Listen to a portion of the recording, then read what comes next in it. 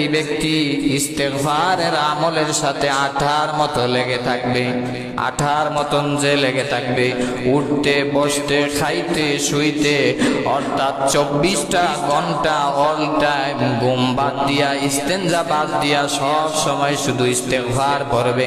আস্তাগফিরুল্লাহ আস্তাগফিরুল্লাহ পড়েন সবাই, আস্তাগফিরুল্লাহ আস্তাগফিরুল্লাহ। এইভাবে যদি কোনো বান্দা রে মায়ার উম্মতেরা যদি তোমার অভ্যাস বানাইতে পারো, তাহলে আল্লাহ এই ইস্তেগফারের বদৌলতে তোমার জিন্দেগির সব বিপদ আপদ আল্লাহ দূর করে দিবেন। সুবহানাল্লাহ। এক নাম্বার ইস্তেগফারের ফজিলত হলো বিপদ আপদ বালা মুসিবত থেকে মহান আল্লাহ ইস্তেগফারের আমলের কারণে আল্লাহ রাব্বুল আলামিন সব বিপদ আপদ দূরে সরায় দিবেন। 2 নম্বরে মায়ার নবীজি বলেন ওয়া মিন কুল্লি হাম্মিন ফারাজা। বান্দা তোমার অনেক টেনশন অনেক পেরেশানি, তোমার সব পেরেশানি মহান আল্লাহ ইস্তেগফারের মাধ্যমে দূর করে দিবে। টেনশন নাই কার কার হাত উঠান তো দেখি। টেনশন আমাদের আছে না নাই? বাসার টেনশন, মরার টেনশন, বিদেশ যাওয়ার টেনশন, টাকার টেনশন, এরপরে গ্যাস বিলের টেনশন, কারেন্টের বিলের টেনশন, সন্তানের টেনশন, স্ত্রীর টেনশন, পরিবারের টেনশন আছে না নাই? আরো জোরে বলেন আছে না নাই?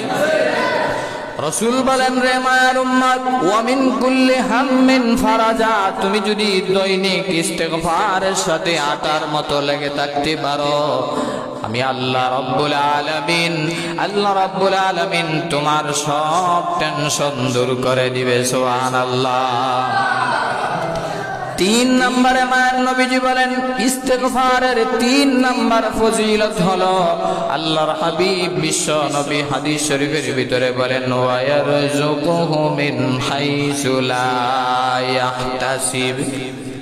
তুমি এমন জায়গা থেকে আমি আল্লাহ তোমাকে রিজিকের ব্যবস্থা করে দিব যেটা তুমি কোনোদিন কল্পনাও করতে পারবা না। সুবহানাল্লাহ।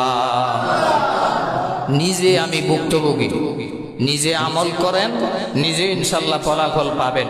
এমন এমন জায়গা থেকে হাদিয়া আসে, এমন এমন জায়গা থেকে আল্লাহ টাকা পয়সার ব্যবস্থা করে দিবে, রিজিকের ব্যবস্থা করে দিবে যেটা আপনি কোনোদিন কল্পনাও করতে পারবেন না এই ইস্তেগফারের ফজিলতের কারণে। এটা এমন এক ওষুধ, আপনি যেই কাজে লাগাবেন সেই কাজেই এটা ফলাফল সাকসেস হয়ে যাবে। জোরে বলেন না আলহামদুলিল্লাহ। ইস্তেগফারের আমল করতে রাজি আছেন? অনেকে এসে বলেন হুজুর আমার তো এই সমস্যা, আমার তো এই সমস্যা, আমার এই সমস্যা। যত সমস্যা আছে সব সমস্যা চাইবেন কার কাছে? আরো জোরে বলেন কার কাছে? আল্লাহর কাছে চাইবেন আর ইস্তেগফার করবেন, সাথে সাথে আল্লাহ তোমার মনের নেক বাসনা আল্লাহ পূর্ণ করে দিবে। এলো ইস্তেগফারের 3টা ফজিলত বললাম। 4 নাম্বার ইস্তেগফারের ফজিলত হলো ইস্তেগফার যদি দৈনিক কেউ করতে পারে আল্লাহ তার গুনাহ খাতা মাফ করে দেন। জোরে বলেন না সুবহানাল্লাহ।